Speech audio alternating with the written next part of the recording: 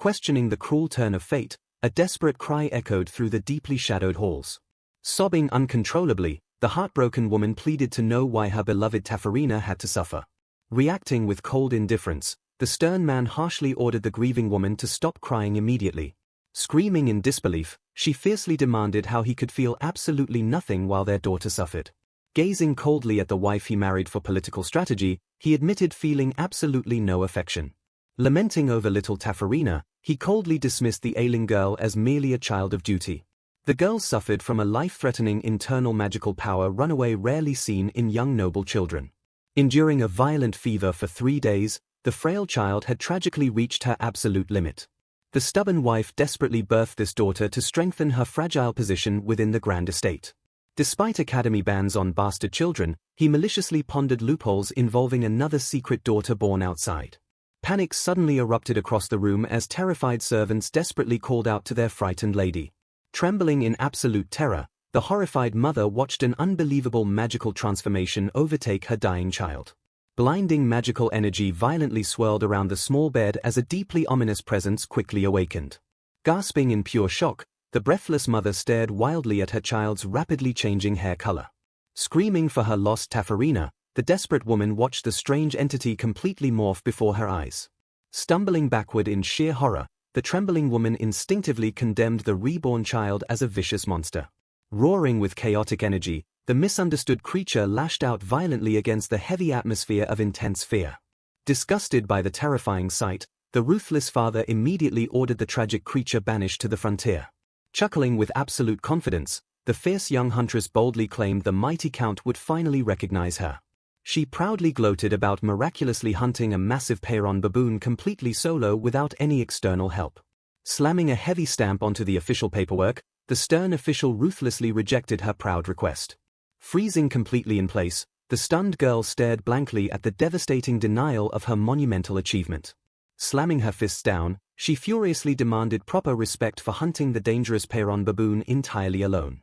Leaning aggressively over the wooden desk, she loudly insisted on receiving strict permission to explore deeper zones.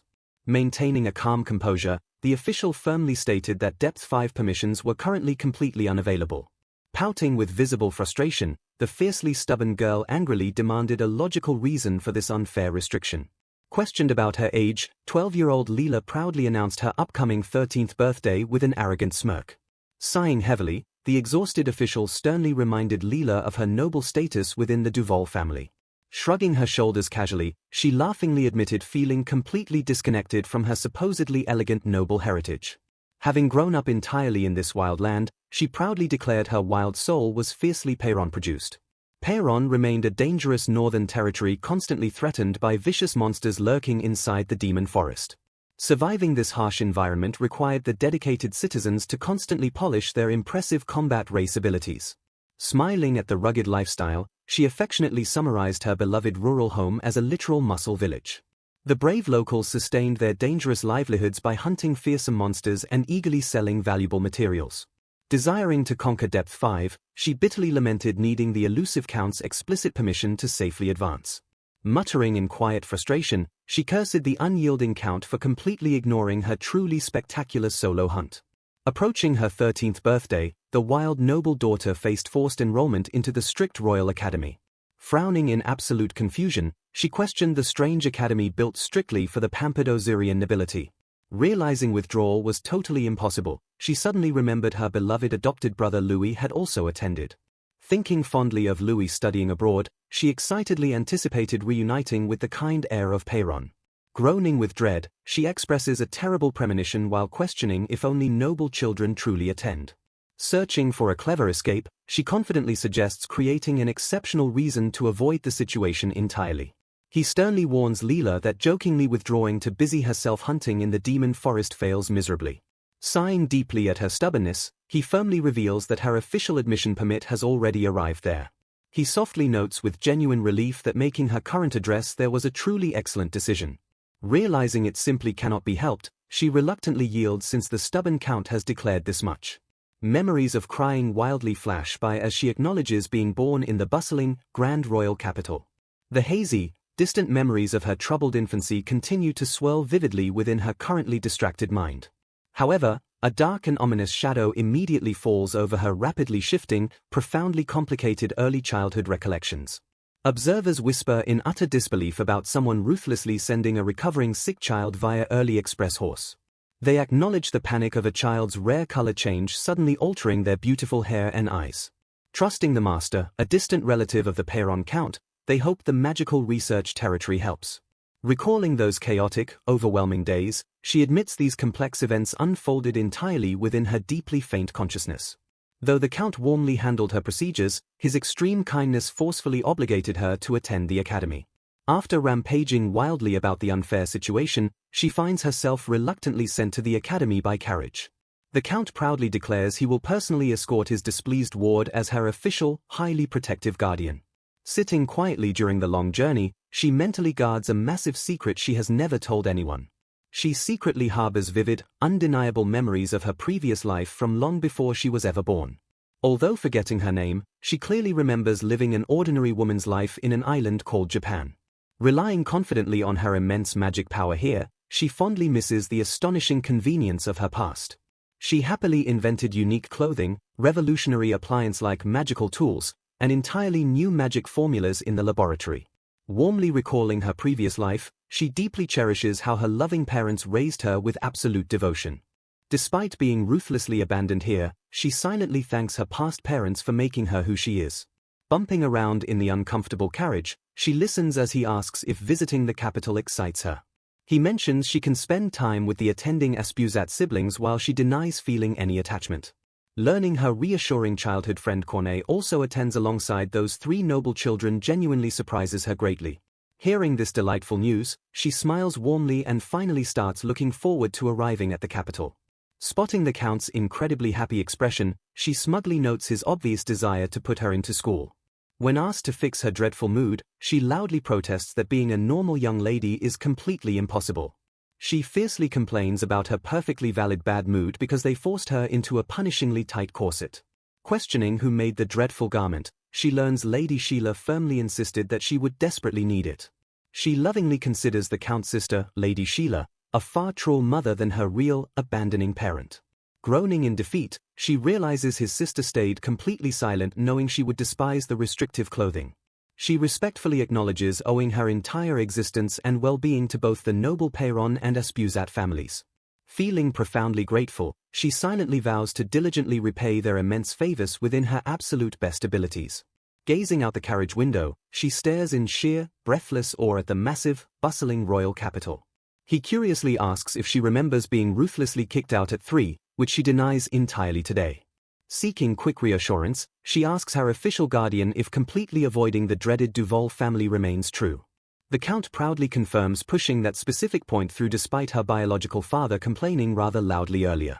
Pointing at a massive building, he reassures her she will stay safely at the Grand Aspuzat mansion. Observing the beautifully arranged buildings of the royal capital, someone warns that getting lost is surprisingly easy. Realizing the buildings follow a strict grid pattern, a curious observer compares this layout to Eastern cities. This familiar architectural design suddenly sparks a shocking suspicion about the possible existence of another reincarnated individual. Pondering this startling revelation silently, the observer acknowledges that encountering another reincarnator is certainly not entirely impossible. Announcing their highly anticipated arrival with immense enthusiasm, the group finally reaches their grand destination after a long journey.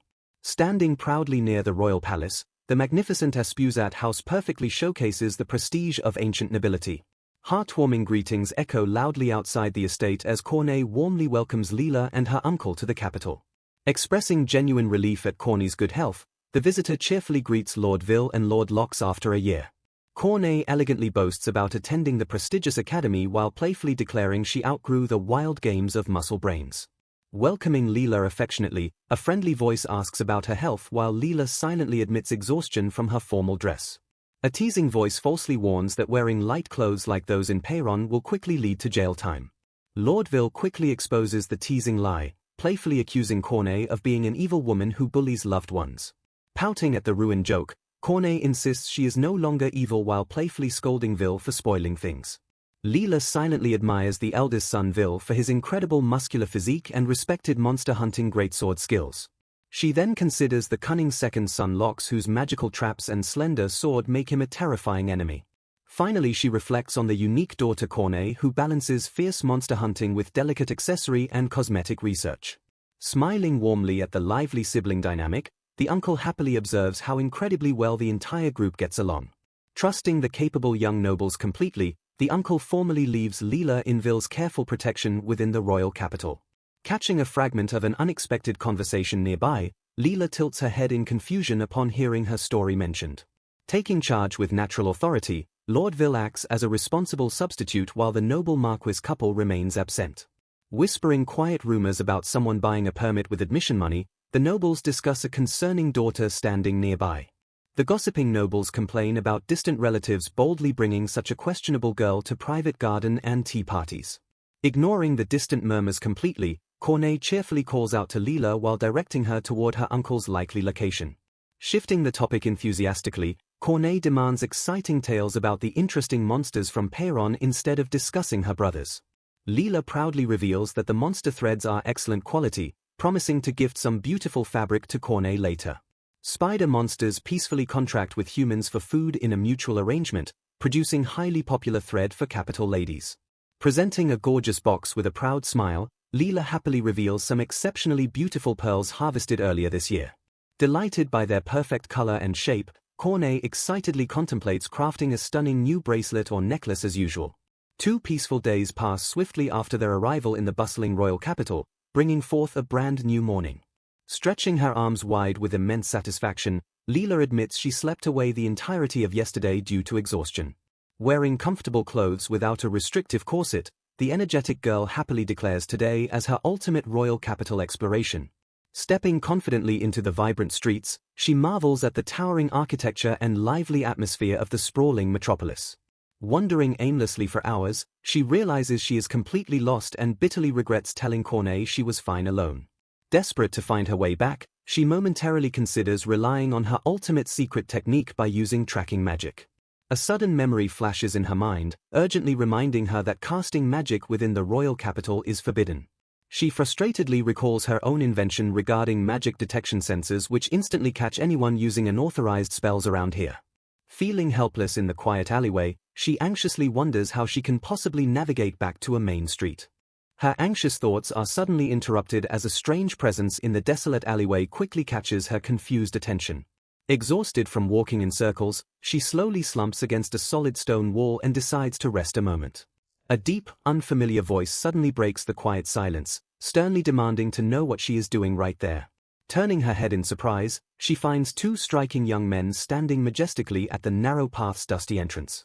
She internally panics while noticing 2 handsome strangers, especially the intense one in black clothes staring at her suspiciously.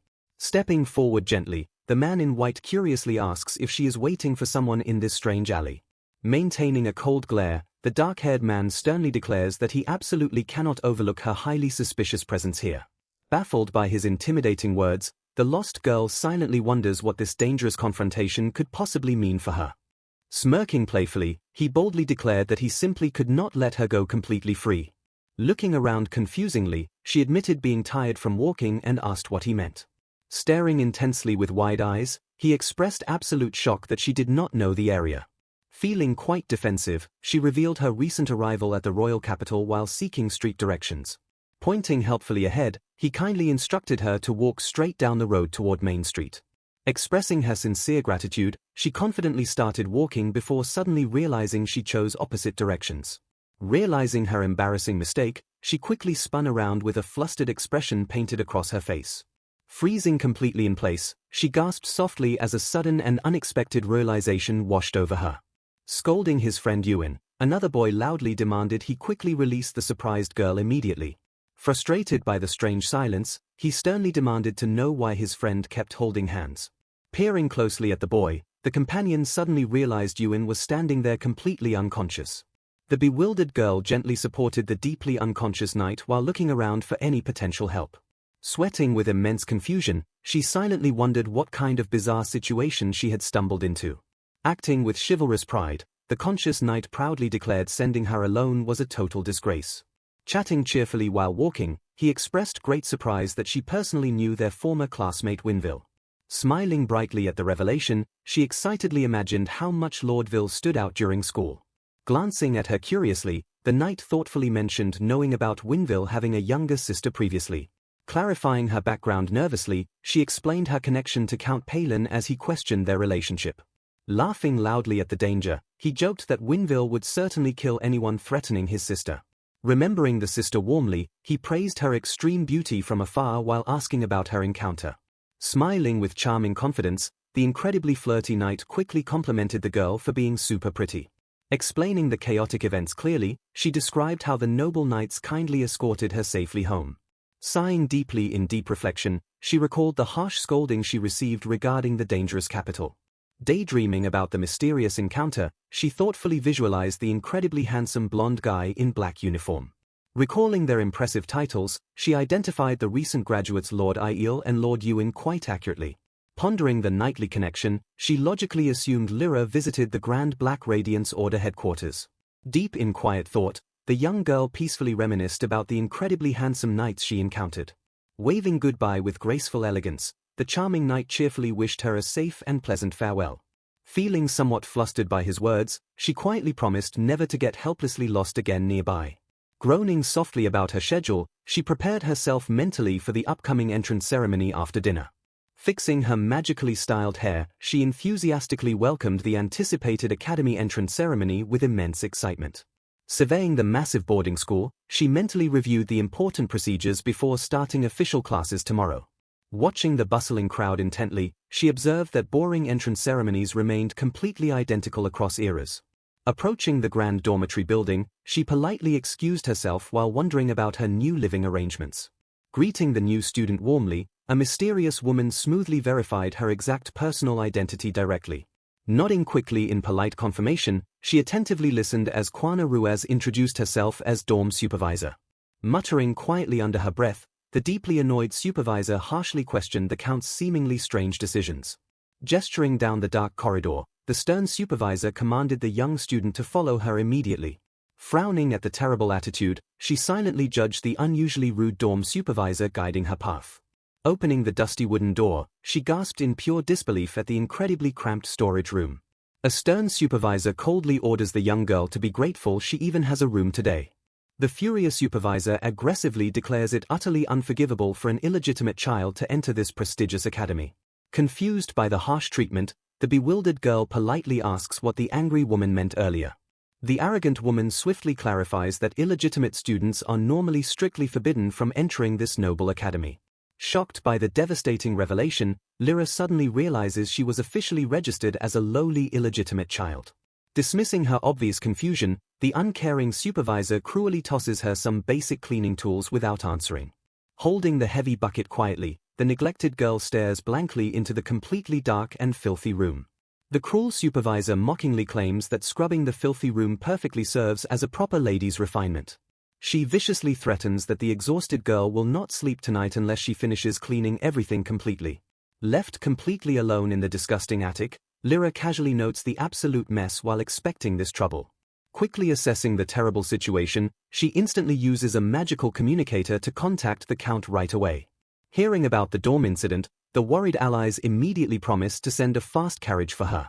Meeting her concerned allies safely outside, they quickly urge her to explain exactly what happened back there. The shocked group realizes the cruel supervisor led Lyra to a filthy attic while treating her illegitimately. They angrily deduce her treacherous father intentionally swapped the legal child with his hidden mistress's young daughter. Lyra cheerfully considers this a great deal since being illegitimate permanently frees her from that awful house. Her fierce guardian declares the foolish father doomed because submitting false Royal Academy records constitutes severe treason. The powerful Count calmly decides to visit the royal palace while the others aggressively storm the academy. Leaving the Grand Palace matters to his capable uncle, Lord Vil confidently marches straight toward the academy. Trusting his powerful uncle entirely, Vil fiercely vows to severely shake the corrupt academy to its absolute core. He smartly plans to confront the academy director directly since the entrance ceremony just finished today. Surprised by his bold and aggressive strategy, Lyra nervously questions going straight to the top academy official. Flashing a genuinely terrifying smile, Vil confidently mentions that the nervous teachers will definitely remember him. Walking through the grand halls, The bewildered girl marvels at how easily the intimidated guards let them pass. Before boldly entering the office, Lord Vil strictly commands Lyra to remain completely silent until he speaks. Pushing the heavy wooden doors open, Vil casually greets the surprised director for the first time since graduation. Apologizing politely for the sudden intrusion, Vil immediately brings up troubling rumors regarding the Duval family's daughter. The confused director asks what happened while Lyra silently notes she is not the actual young lady. Vil firmly explains that Supervisor Ruiz cruelly guided young Tafilina Laurel Lyra Duval directly into a filthy attic. Staring at the serious nobleman in utter disbelief, the shocked Academy director questions this entirely unacceptable situation. Vil demands to know if the Duval family submitted false illegitimate documents causing this terribly discriminatory treatment. Deeply alarmed by the massive scandal, the frantic director urgently orders someone to bring Supervisor Ruiz immediately. Watching the intense situation rapidly escalate out of control, Lyra nervously realizes the scandal is getting huge. A loyal staff member quickly enters the tense room and firmly presents the terrified supervisor to everyone. The stressed director loudly reveals the Duval family submitted 2 daughters using the exact same name Tafilina. Sighing in pure disbelief, Lyra realizes her incredibly twisted father intentionally gave both half-sisters the exact same name. Vil brilliantly deduces her father avoided lying legally but intentionally engineered a massive misunderstanding regarding her status. The arrogant supervisor casually walks into the serious room before cheerfully greeting the highly displeased academy director. The furious director angrily asks the stunned supervisor when this prestigious academy started viciously discriminating against students. He loudly declares that staff discriminating against properly admitted illegitimate students remains strictly prohibited and completely unheard of. Leaning forward with a heavy commanding presence, the stern director suddenly addresses Supervisor Ruiz with piercing authority. Glaring intensely at the nervous staff member, the authoritative figure strictly demands which room was assigned to Tafilina. Trembling under the heavy and suffocating pressure, the sweating supervisor stammers weakly without forming a coherent excuse. Maintaining a coldly professional tone, the director firmly reminds him that dormitory rooms are prepared for all students. Staring down the trembling man unyieldingly, the superior emphasizes that assigning student rooms remains his absolute responsibility. Tilting his head with an intimidating aura, the director sharply questions whether this simple duty is truly his. Bowing his head in complete submission, the defeated supervisor meekly agrees with the director's harsh but factual statement. Repeating the crucial question with freezing patience, the director finally forces the terrified man to confess the attic. Overhearing the shocking revelation, a surprised bystander questions the existence of an attic room while the director scowls. Panicking uncontrollably under the intense scrutiny, the desperate supervisor frantically promises to prepare a proper room immediately. Rejecting the pathetic compromise instantly, the director fiercely denies the frantic request with absolute and crushing authority. Freezing the room with his heavy words, the director severely equates this malicious mistreatment to dangerous royal rebellion. Elaborating on the Academy's grand purpose, the noble director proudly reveals its deep connection to royal future intentions. Pointing a condemning finger at the trembling man, the furious leader officially declares Ruiz completely misunderstood his position. Delivering the ultimate and crushing punishment effortlessly, the merciless director officially dismisses the disgraced supervisor from his post. Begging desperately for mercy, the fired supervisor loudly shifts the blame to the strict orders of Count Duval. Hearing the familiar noble title suddenly, the observing girl quietly realizes her biological father ordered this cruel treatment. Recalling the cruel instruction clearly, the narrative reveals the Count specifically commanded a shabby room for his illegitimate child. Ignoring the pathetic excuses completely, the resolute director coldly commands the disgraced man to never return here again. Processing the harsh betrayal silently, the heartbroken girl bitterly realizes her father publicly twisted her origin without any affection. Clenching her fists in furious frustration, she internally condemns hopeless cheating men for creating this entire shameful situation. Condemning the supervisor for failing to verify facts, the director firmly finalizes the strict dismissal without any hesitation. Gesturing toward the exit with absolute finality, the royal authority strictly orders the sobbing man to pack everything immediately. Dragged away by imposing academy soldiers, the weeping former supervisor screams pathetically for a mercy he will never receive. Watching the dramatic arrest unfold, the surprised heroine marvels at the unexpected presence of armed soldiers inside the academy. Turning back to the important matters at hand smoothly, the highly composed director instantly shifts the heavy atmosphere completely.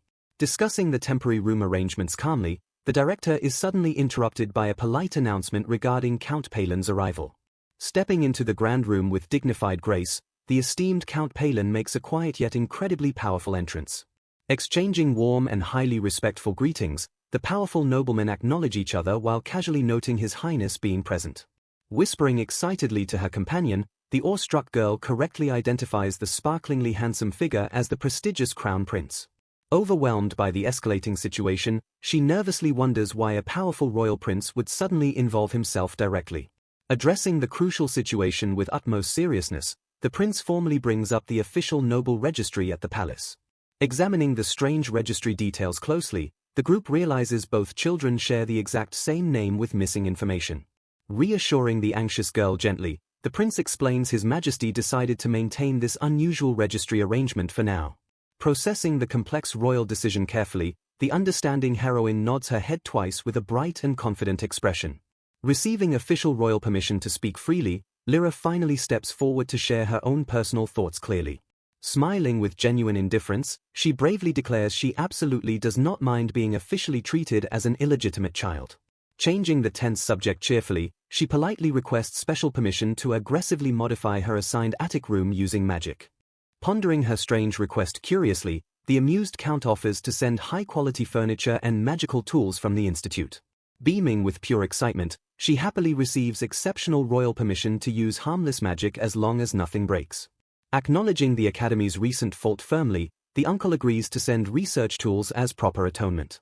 Emphasizing they are completely different people despite sharing the surname, the shared Tafalina name becomes banned. The concerned prince seriously warns that the jealous girl will easily steal Lyra's magical grades next. Confirming her dangerous reputation entirely, the director admits hearing rumors about Duval's daughter stealing things easily. Since Lyra is strictly for close relatives, she is ordered to officially call herself Laurel Duval. Hoping to simply drop the Duval surname entirely, her bold suggestion gets immediately and strictly denied. Sighing in pure exhaustion, the drained girl dramatically complains about experiencing such an incredibly rough day. Shaking off the fatigue quickly, her cheerful friend suddenly asks to go see the attic room. Encouraging the tiring exercise brightly, someone notes the room sits at the far end of stairs. Arriving at the designated location finally, they quickly find a dusty and dark space full of junk. Glancing around the cluttered mess lightly, Laurel doubts they will find any precious accessories or treasure. Searching through the dark shadows, the sharp-eyed girl suddenly discovers something extremely dangerous lurking nearby quietly. Inspecting the strange object closer, she shockingly realizes the bizarre item is starting to become monstrous.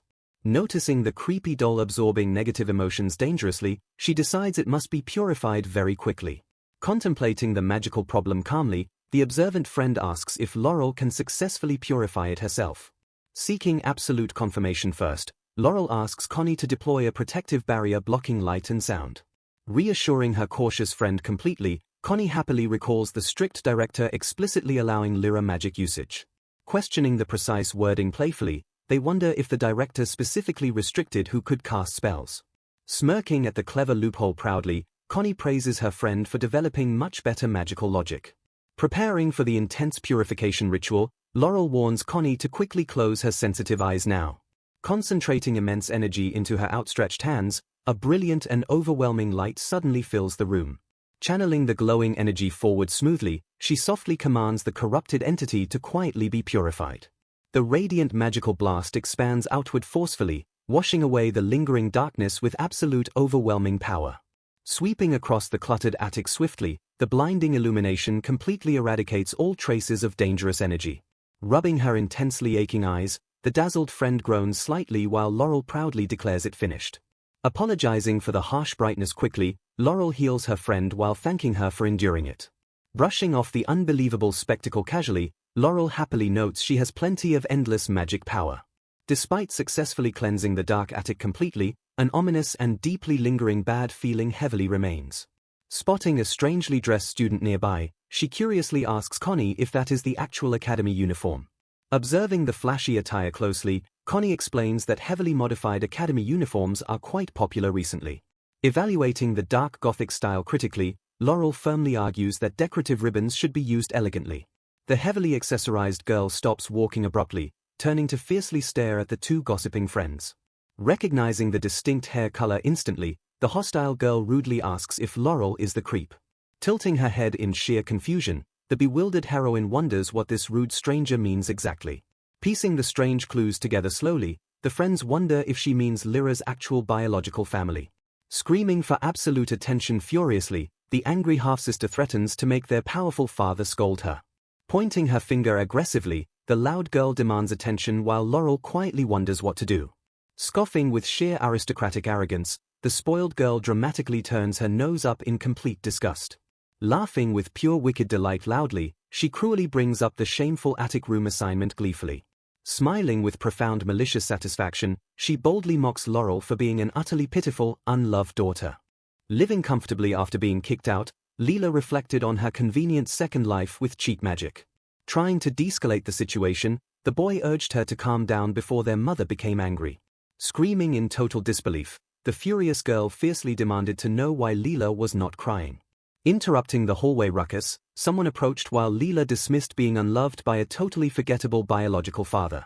Turning her attention toward the approaching figure, she immediately recognized the stern arrival as Professor Shinoa.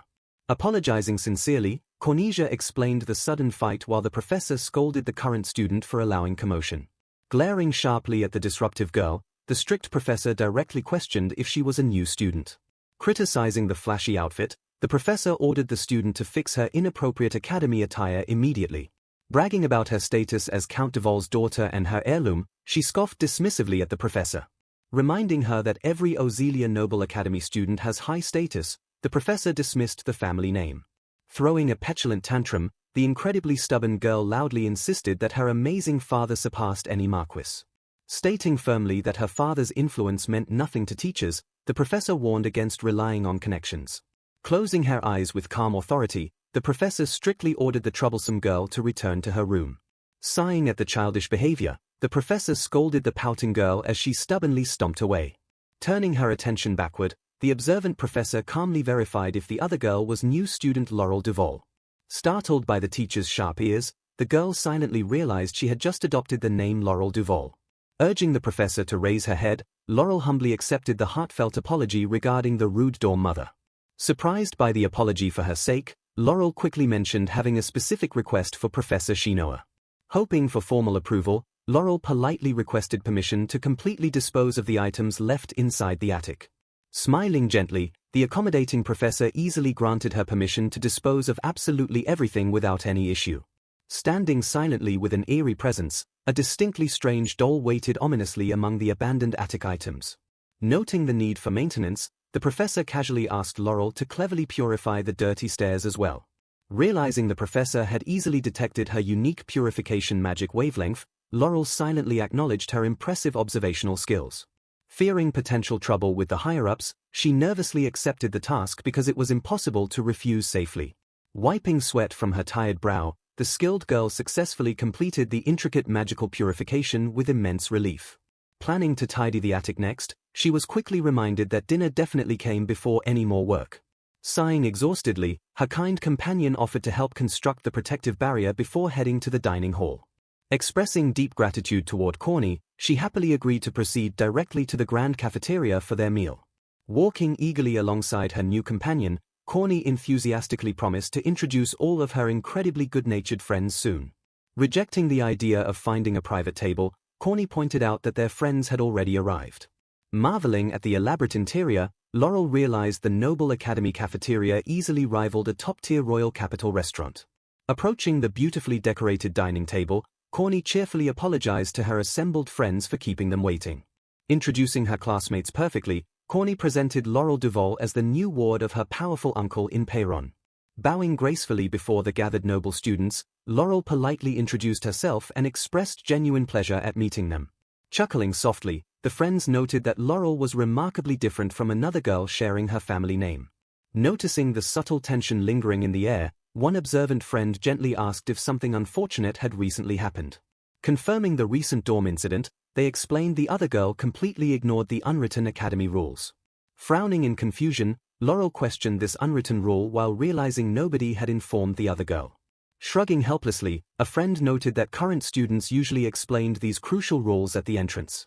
Smiling with genuine sympathy, the kind student softly told Laurel that she truly had a rough time. Annoyed students loudly gossip about Ribbon's chaotic behavior while complaining that her noisy father's political strategy seems incredibly pointless. A very irritated girl loudly complains that the noisy illegitimate child in the nearby room has been incredibly annoying since noon. Another student sighs heavily while recalling the spoiled girl complaining endlessly about every single tiny detail of her awful new room. Turning to her quiet friend, she smoothly remarks that Leela's terrible attic room will probably become surprisingly perfectly comfortable soon. Leela confusedly questions raising the bar before confidently promising to thoroughly remodel her newly acquired dusty attic space. Curiously asking about an unwritten rule, Leela completely misses their obvious teasing about confidently showing off her skills. The upperclassman carefully explains that new students absolutely must not use the grand cafeteria seats beyond that specific giant pillar. He quickly clarifies that years ago, arrogant current students officially decided new students must remain on the less decorated side. Laughing easily, he instantly reassures the worried new girl that her upperclassman friend Cornesia's special invitation perfectly bypasses that rule. Leela immediately sighs in deep relief, desperately hoping to quietly avoid causing any massive trouble so soon after enrolling. Looking around the dusty attic, she slowly realizes her new royal capital room currently lacks any basic water source whatsoever. Pulling out her magical communicator, she rapidly dials her loud friends back home to officially declare a massive structural emergency. She calmly explains to the device that she desperately needs a proper sink, toilet, and bath magically installed immediately. Answering the urgent call, her large, gruff friend confusedly asks if Leela is the one unexpectedly calling him a bear. Smiling playfully into the glowing device, she confidently teases him for eagerly waiting by the communicator just for her. Ignoring his loud complaints, she smoothly redirects the chaotic conversation by asking what he has been aggressively drinking lately. The loud bear uproariously laughs at her royal capital troubles while loudly mocking the arrogant nobles for completely underestimating her. Calming down slightly, he quickly confirms her massive request for a fully functional bath, sink, and magic toilet system. She brightly suggests smartly tweaking their intense demon forest camping magic to flawlessly decompose everything instantly inside the new toilet. She silently praises the eccentric Peyron Magic Research Institute for constantly developing brilliant, crazy countermeasures for the dangerous demon forest. Remembering her past life's portable toilets, she proudly reflects on inspiring the brilliant researchers to invent absolute magical decomposition.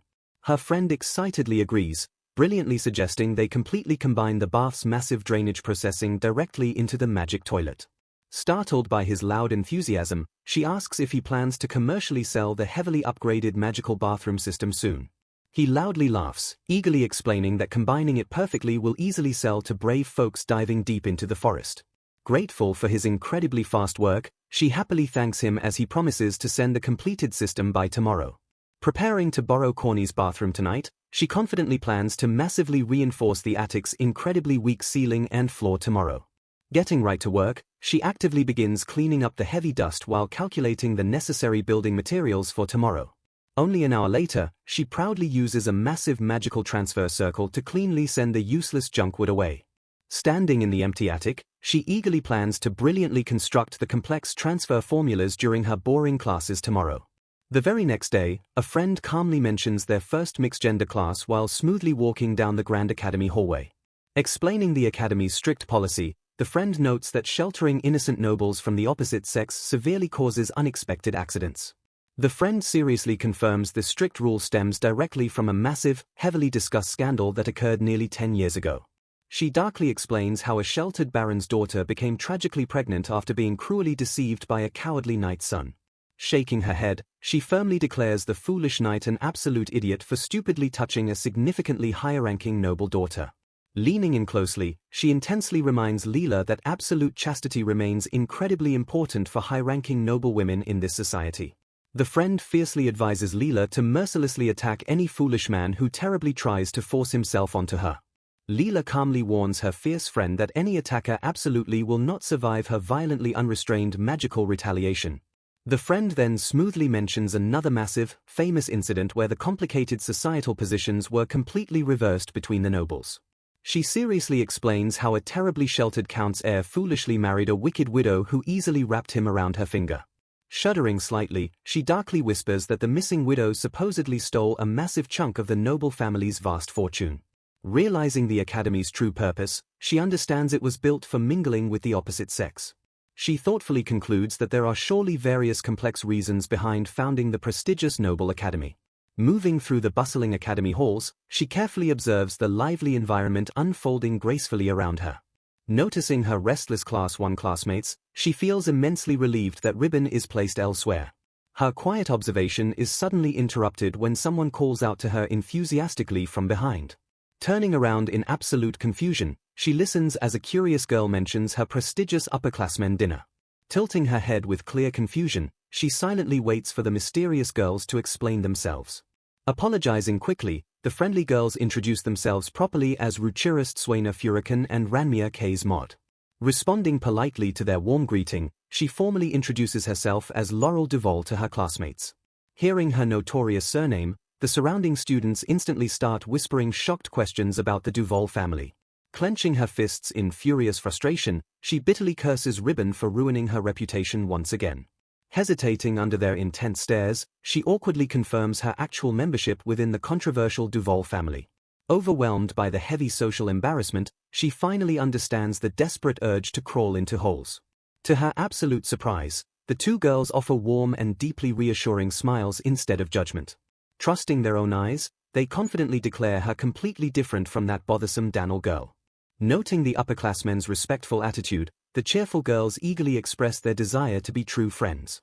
Learning Ribbon is actually named Daniel, she joyfully celebrates finding such genuinely good kids here. Expressing her sincere gratitude deeply, she smiles warmly as they bashfully claim no thanks are needed. Their peaceful conversation completely halts when someone loudly announces a highly mysterious arrival to the class.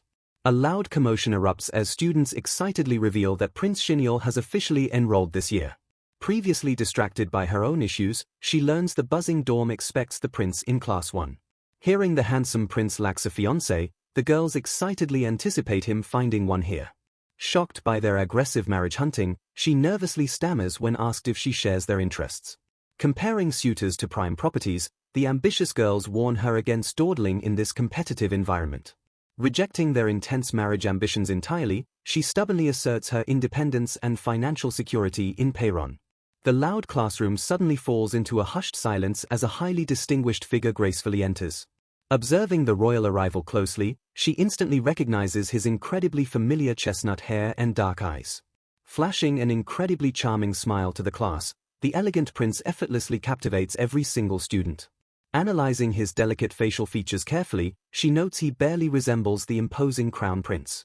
Breaking away from the large crowd smoothly, the royal figure deliberately approaches her specific academic desk. Stopping gracefully before her wooden desk, he politely asks if she is Lady Laurel Duval. Feeling the heavy stares of every classmate, she nervously and quietly confirms her true royal identity. Thanking him gracefully, she silently wonders if his public greeting aims to legitimize her true status. Offering his royal assistance warmly, he confirms hearing about her situation from his powerful brother.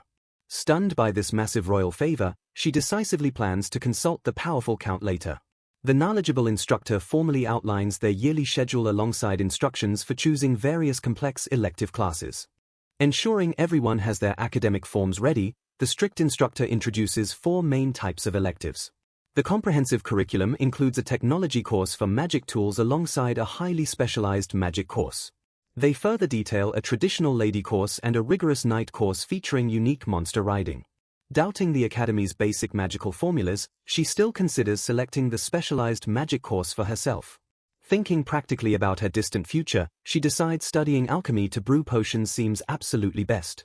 Her quiet contemplation breaks when the serious instructor suddenly announces a special nomination for Laurel Duval. Staring firmly at the bewildered girl, the instructor reveals she is strictly mandated to select comprehensive magic. Completely blindsided by this strange and unexpected academic mandate, she stares blankly while feeling utterly confused.